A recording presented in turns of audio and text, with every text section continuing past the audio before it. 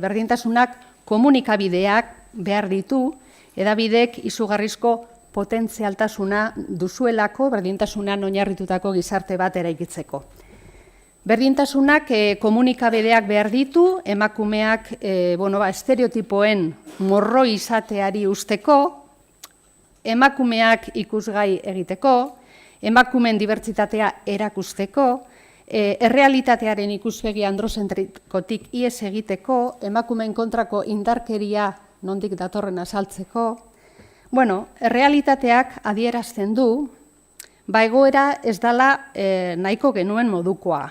Komunikabideetan oraindik neurri handi batean ikustezinak direla emakumeak, eta agertzen direnean, askotan agertzen dira biktima modun, edo agentzia barik, edo rol sexista agindupean.